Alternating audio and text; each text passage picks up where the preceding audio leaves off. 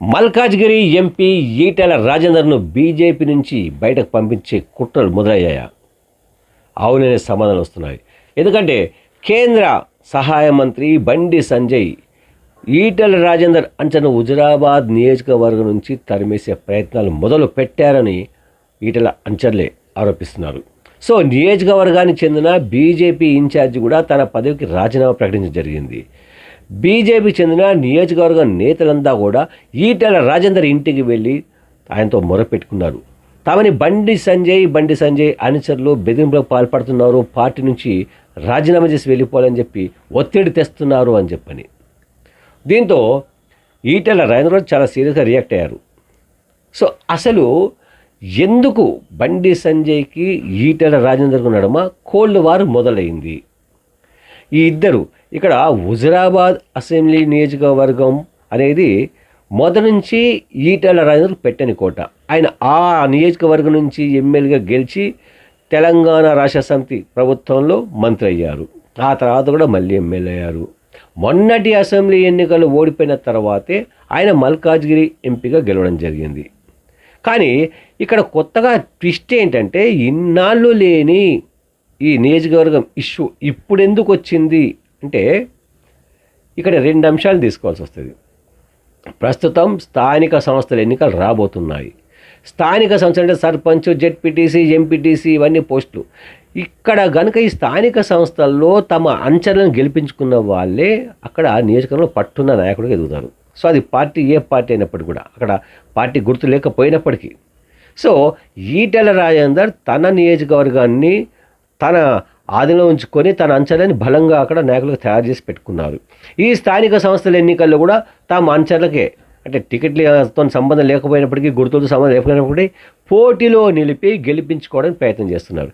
కానీ అదే నియోజకవర్గం అంటే కరీంనగర్ పార్లమెంట్ నియోజకవర్గానికి బండి సంజయ్ ప్రాతినిధ్యం వహిస్తున్నారు.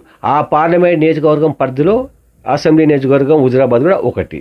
కాబట్టి తన పార్లమెంటు పరిధిలో ఉన్న హుజురాబాద్ అసెంబ్లీ నియోజకవర్గంలో కూడా తన బలాన్ని చాటుకోవాలి, తన అంచెలకే పదవులు ఇవ్వాలి, పోటీ కూడా తన అంచెలతో చేయించాలి. అప్పుడే తాను మరింత బలమైన నాయకుడిగా ఎదుగుతా అని బండి సంజయ్ ఆలోచన ఉన్నట్టుంది. కాబట్టే ఇక్కడ ఈటెల అంచెలందరి మీద కూడా బెదిరింపులు పాల్పడదు. ఓపెన్గా చెప్తున్నారు ఈటెల అంచెలు మమ్మల్ని బెదిరిస్తున్నారు, రాజీనామా చేసి వెళ్ళిపోతామని. సో ఇదే ఇష్యూలో ఈటెల అందరూ స్పందిస్తూ ఇది పార్టీలతో సంబంధం లేని వ్యవహారం.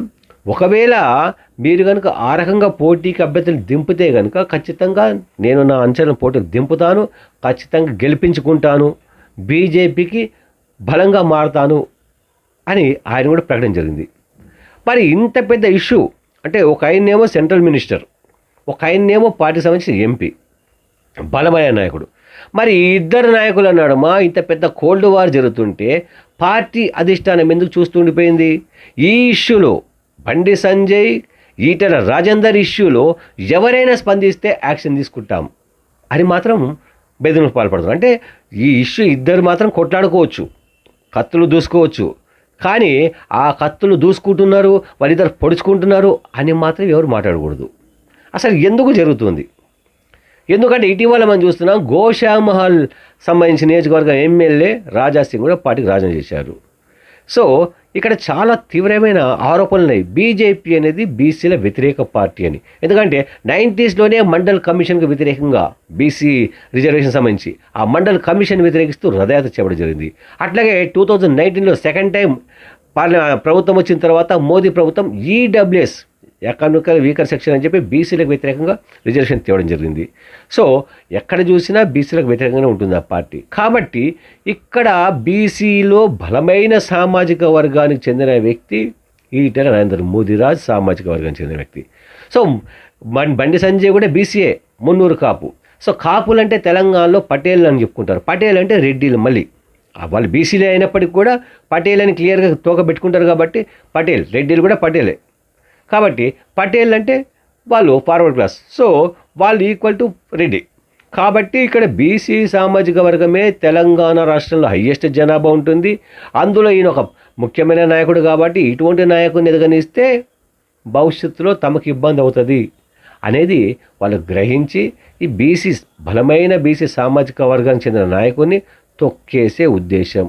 నిజానికి మొన్నటి అంటే ఇక్కడ రాష్ట్ర అధ్యక్ష పదవి కూడా బీసీలకే ఇస్తారు అని ప్రచారం చేసింది. మొన్నటి వరకు రెడ్డికి ఉంది కాబట్టి బీసీలకి ఇస్తే ఆల్రెడీ లక్ష్మణ్ బీసీ చేశాడు మునూరు కాపు, ఆల్రెడీ బండి సంజయ్ కూడా మునూరు కాపు చేయడం జరిగింది. కాబట్టి తొలిసారిగా ముదిరాజ్ సామాజిక వర్గానికి చెందిన ఈటెల రాజేందర్కి ఇవ్వచ్చు అనేది కూడా ప్రచారం జరిగింది.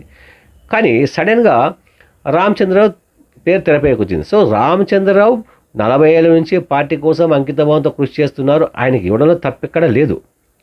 కానీ ఈటెల రాజేందర్ పేరు తెరపైకి వచ్చిన తర్వాత తెరమారు కావడం ఏంటి అంటే, ఒక బలమైన సామాజిక వర్గం కనుక రాజకీయంగా ఎదిగితే భవిష్యత్తులో పార్టీతో పాటు ప్రభుత్వంలో కూడా కీలకమైన పదవులు ఇవ్వాల్సి వస్తుంది. సో ఇన్ ఫ్యూచర్లో రాబోయే ఎన్నికల మేమే అధికారంలోకి వస్తాం, మా పార్టీ అధికారంలోకి వస్తాం కూడా బీజేపీ నాయకులు చెప్పుకుంటూ వస్తున్నారు. ఒకవేళ అదే జరిగితే కూడా మరి హైయెస్ట్ జనాభా ఉన్న ముదిరాజుల పరిస్థితి ఏంటి? ముదిరాజులకు ఎక్కువ అసెంబ్లీ టికెట్ ఇవ్వాల్సి వస్తుంది, ఎక్కువ పార్లమెంట్ టికెట్ ఇవ్వాల్సి వస్తుంది, అధికారంలోకి వస్తే ముఖ్యమంత్రి పదవి ఇవ్వాల్సి వస్తుంది, అట్లాగే మంత్రి పదవి కూడా ఇవ్వాల్సి వస్తుంది. సో ఇవన్నీ దృష్టిలో పెట్టుకొని స్టెప్ బై స్టెప్ హుజురాబాద్ కేంద్రంగా ఈటెల రాజేందర్ని దెబ్బ కొట్టాలి అని.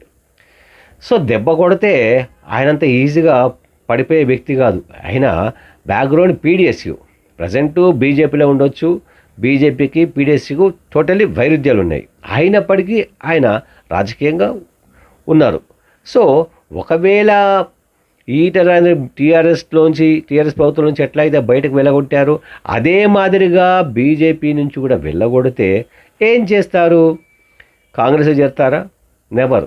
కాంగ్రెస్ బీసీలకు సపోర్ట్ చేస్తుంది, ఆయన చేరినా తప్పులేదు. కానీ ఈసారి మాత్రం అటువంటి ఆలోచన లేదు. ఏం చేయబోతున్నారు అంటే ఖచ్చితంగా బీసీలకు సంబంధించి ఒక రాజకీయ పార్టీని ఏర్పాటు చేస్తారు. సో ఇప్పట్లో స్థానిక సంస్థలు ఇప్పుడిప్పుడే వస్తున్నాయి కాబట్టి అప్పటి వరకు పార్టీ ఏర్పాటు చేసే అవకాశం ఉండదు. అట్లాగే అసెంబ్లీ పార్లమెంట్ ఎన్నికలు కూడా ఇంకో 4 ఏళ్ళ సమయం ఉంది కాబట్టి, 3.5 ఏళ్ళ సమయం ఉంది కాబట్టి ఇంత తొందరగా పార్టీ పెట్టే అవకాశం ఉండొచ్చు, ఉండకపోవచ్చు. కానీ ఖచ్చితంగా ఈటెల పార్టీ నుంచి బయటికి పంపిస్తారు. భవిష్యత్తులో మాత్రం ఈటెల పార్టీ పెడతారు. పెట్టిన తర్వాత రాజకీయాలు చాలా వేగంగా మారిపోతాయి. ఆ పరిణామాలు కూడా వేగంగా మారిపోతాయి. అవి ఎట్లాంటి పరిణామాలు మారిపోతాయో మనం చూద్దాం.